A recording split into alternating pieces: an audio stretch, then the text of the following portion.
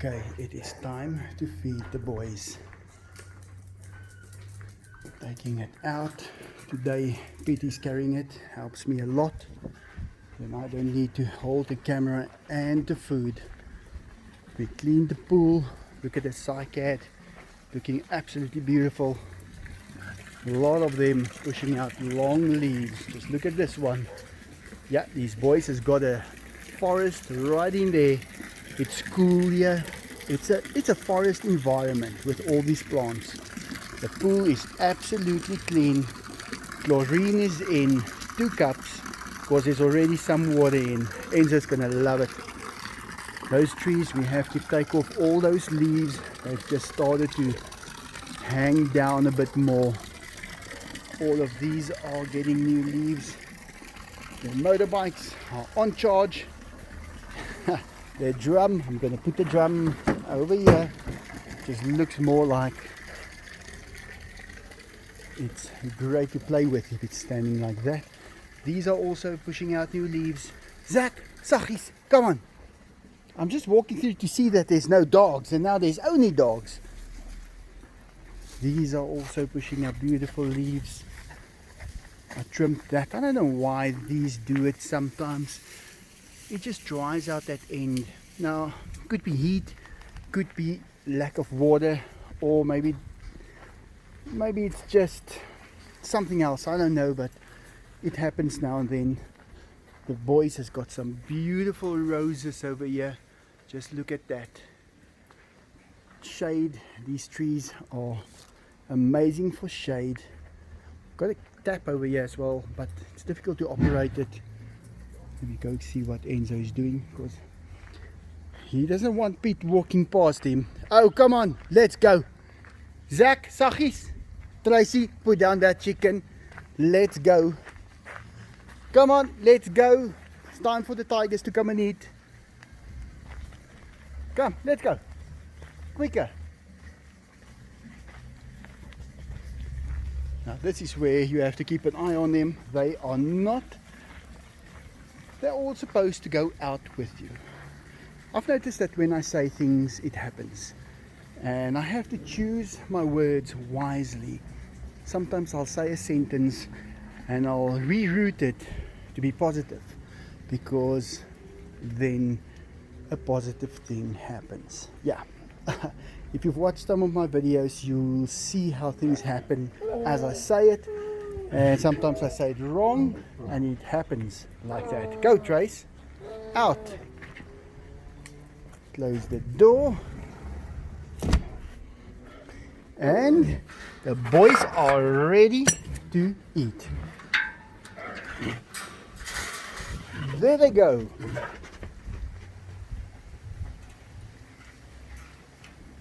Now Enzo is probably going to run straight into the pool, if I'm not mistaken it. Yeah, he did. Oh, Enzo. Now Diego's going to get the best parts again. He's already taken one of these and ran straight over there with it. Come on, Enzo. Come and eat first.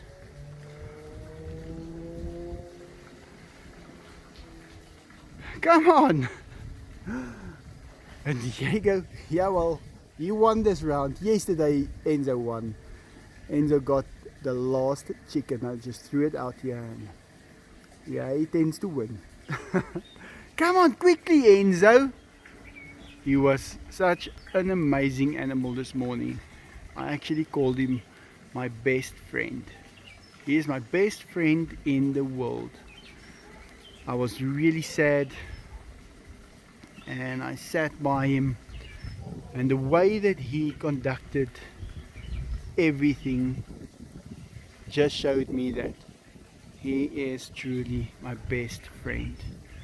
If you've ever wondered, can a tiger get to a point in a relationship where he really cares about your feelings? He can. And he just, those big eyes, he came up to me and he showed me those big eyes and he talked with his eyes. Enzo, Thanks for this morning, Enzo. You were amazing. Just reminded me again how perfect you are, even though he does that. I don't think people will realize how much my life changed when I got him. And I want to talk about something in that direction. I don't want to talk too much about it, but you know, from the date that you were born, that you will have something like this in your life, if it's going to happen. It's almost like your life's path is planned, and then as you started, you still have glimpses of what will come. Now, I've had many glimpses of things that would come, but there was one glimpse that was even more severe.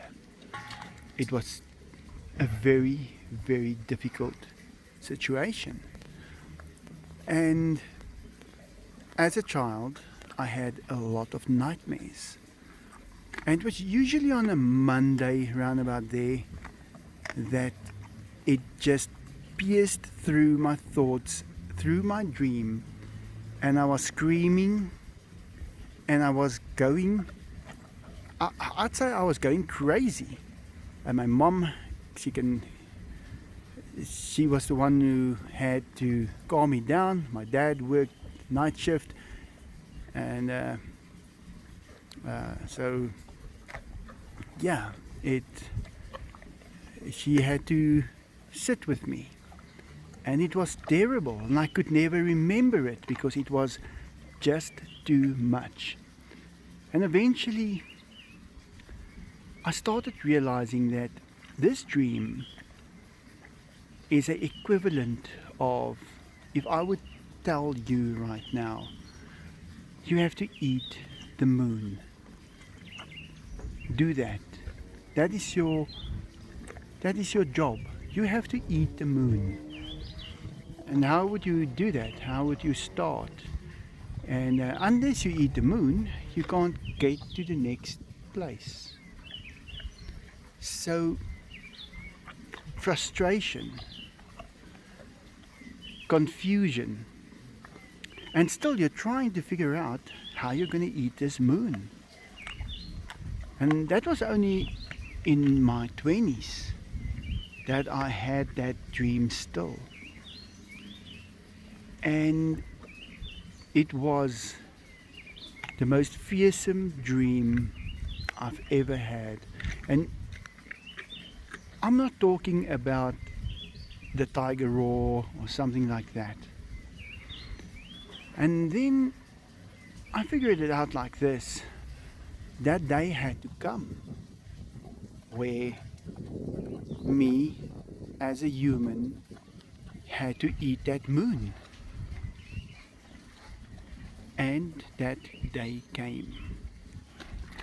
Now, to tell you what it was, it's going to go a bit against what many people might believe and many people might want to believe. But I met someone. I was introduced to someone. And this someone brought me over to their area. And there was a big wall, a thick, I'd say meter thick gold wall, solid gold. And I was standing behind it, and they were standing on the other side. And I could see them glow through that gold wall. And it made sense to me that the most difficult thing in the world would be to eat the moon. Well, the second most difficult thing would be that. And I just want to see, Fabrizio is right here, like Sissy used to be. Yes? Are you coming to walk next to this now? Let's see that. Are you doing it? Show me. If you rub against that fence, I'm going to be very, very happy. In any case, I was in a place and I was about to get a glimpse of something really, really fierce. As a human, I bet I've done this before, but not as a human. And I could see through the gold a figure, very slim, very good looking. I don't want to say the color, but it was a lot like a dove. Those fine, fine feathers on a dove. The whole face, the arms, the legs, everything was covered in that. But you could only tell that when you came closer. It had a bluish, but it's not a bluish color. It's a grayish bluish color. And this figure was walking towards me. Well, on the other side of that gold wall. And as that figure approached, it became more and more intense. It became so intense that you're busy dying. And then he stood around the corner, protecting me against him. And then he just looked around that wall with one eye, a very, very different looking eye, a big eye. And I searched afterwards if someone ever have seen this before, and there is people that have. Thousands of years ago they have seen this and they have made drawings of it, and I found it. And I don't want to say which it is because I don't think this is for everybody. And when I looked, just took a little bit of a glimpse in that eye, and everything that I was and could be snapped like a little twig. It was like loading a ton of bricks on a toothpick. It was just too much. There was no way of processing it because you needed time to process it. And he quickly pulled his head away so I can't see him anymore. But it was out. I knew what I was looking at. Now this is in human form, and I think that I can do it in a different form. So a conversation is not possible there. An explanation is not possible there. It is the biggest fright that there can be. You are meeting with something that is magnificent. Something that you will never have doubt in again. You will never do something wrong again. You will not take something that does not belong to you. Not a pencil. You will not be nasty to anybody ever in your life again. If you just get that glimpse. Because then you know what is possible and what exists. And then your life changes. And I can almost say you then start living in heaven. Because even if it isn't heaven where you are then, it will slowly become it. And you will realize how bad things happen and how you just get over it, and how you start noticing things that others haven't. I guess you need to be invited. I guess you need to do something to prove that you are worthy of being invited to go there. This is going to sound strange. You don't pray ever again, because you realize that your suggestion or what you are asking for is petty, and it is a waste of time. You try, if you do pray, you say thank you very much for everything that there is, and you are too scared to take up more time. So I don't know if I should tell people this, but yeah, I was there. I saw it with my own eyes. If you see me telling this story, you'll see my whole body, well, making all kinds of changes. It is hard. I am basically, this is the first time now, I've practiced this for years. This is the first time I can speak it without dying, because I had to stop every other time. I couldn't get the words out. Just the thinking of it was too much. Now I don't know exactly what I should call this being, and a name is not worthy.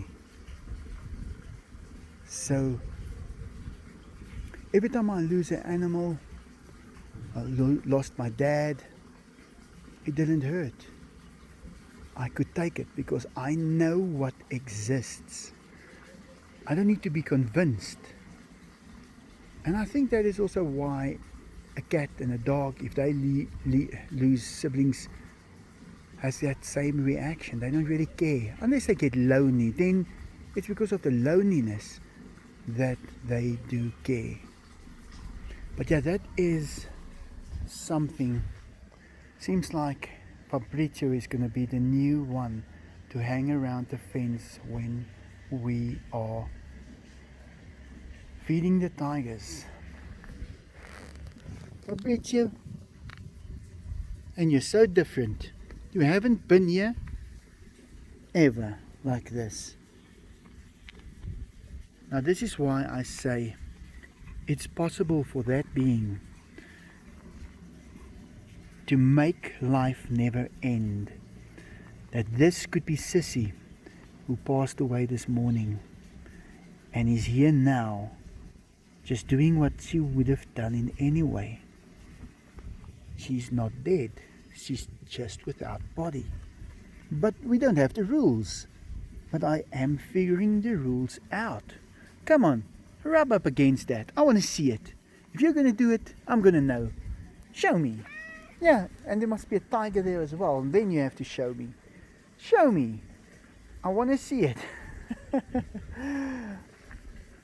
And that gives you the confidence and shows you the rules and what is possible. Because the first thing that we don't have is a rule book. And we don't know what is possible. Yeah, look at this. He's never done this before. And I'm convinced in everything that I see that checks out. Diego, come and say hi, Diego. Well guys, I've had a very bad week this week. One of the peacocks, the little ones, is just gone. I was searching for him everywhere. I guess he must have came out, and I saw them fly. They fly straight up into the air. They can't get away. And one is just missing. There was a feather here and there, but I couldn't find a body. So I'm expecting that little one to be back at any time. Maybe he's in the fields, maybe he's on the roof. Maybe I went inside the roof searching for him everywhere. And then one of the kittens, the little ones, the little grey one, also passed away. And you guys know how I feel about that. I knew if she's going to have 5, one doesn't make it. I don't think she can support so many, and it's just too late. The morning you get up and it's too late. So it was not easy. And then yesterday I saw Sissy walking around here and her face was swollen, and at first it wasn't much, and she went on with her day. A little later, walked up to her again and I touched her and I felt she feels a little rough. And then a little later I saw that she was bleeding from the backside, and immediately I thought she was poisoned. By that time it was a little late already, couldn't take her in, or I didn't really wanted to take her in because I wanted to make sure what is wrong. Maybe it's not that bad. And the bleeding did stop. She did dehydrate. I rehydrated her a lot, but she scratched me on so many places. She dug those nails in, and it was very, very difficult to handle her. But this morning when I woke up at 4 o'clock to check up on her, she was alive. I sat with her and I gave her some more water, and the bleeding stopped,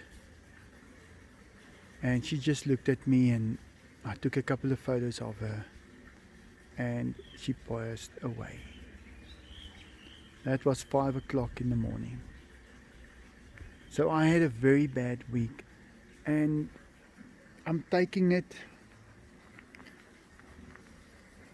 and that's why this morning when I came downstairs and tears were coming down my face, Enzo came straight out of those bushes and he walked straight up to me, and he sat right here with me and he looked me in my eyes. First time I actually realized how big his eyes are, and his eyes talked to me. He told me that everything is fine and I have nothing to worry about, and this is how it is. And that meant the world to me. And I made a decision right there. I'm going to tell you guys, I said I would. I didn't want to because I want you to be happy. I want you guys to have a channel to go to that is different and that can bring you happiness. But maybe the rest of the words could add to the happiness. I don't know if it will work, but I'm willing to give it a shot. So I want you to know that life never ends, that anything can come back, and it will. And the last part, that might get criticized if it falls on the wrong ears. It makes me look forward to death, because I know what there is, and I know how it's going to be. When my father passed away, it wasn't a sad moment, it was a great moment. He sat with me, I held his hand, and gently he passed away. And I saw his last breath leaving his mouth. It was like a little smoky, but my dad has not smoked in 15 years. And I was at ease because I knew there he goes. And that gives you so much relief Nothing can give you that relief. And I always say I live in heaven, and this is how it is here, because we don't even have heartbreak when someone passes away. And explaining it, well, that's the best way I can explain it. I've waited for either my mom and dad to pass away for many years, and it happened, and I can confirm that that is what the old people in South Africa would have said, a riem onder die hart. It's basically a support under your heart. But yeah, these boys, they're done already, and now they're gonna swim. They're gonna have a great time. I buried little Sissy right here, where she loved to be always. I was gonna bury her over there where she loved it even more, but I decided maybe it will create a distraction for the tigers. Well guys, I'm sorry to break all this news to you. I was really sad. I was so happy, and then it went over to real sadness. But every time that happens, and it's around December, it's like I'm getting an upgrade. I'm able to take more. I'm able to have more compassion, but I'm able to take it. So at least then I feel better. Well, if you're angry at me for any of this, you're welcome to unsubscribe. I won't keep it against you, and I want to be punished because I think I could have just been there longer with the little peacock. I didn't put him in his... I was away for 15 minutes. I shouldn't have. I accept punishment for that. But then I saved that little one the other day. Look at him now. Now he's a big bird. And Fabrizio. And I'm still hoping on Christmas Day that that little peacock will just shout from the field and I can go there and pick him up. That would be a very, very nice feeling. Well guys, thanks for watching. I hope you can get something good from this video. And thanks for watching. Like always, have a good day.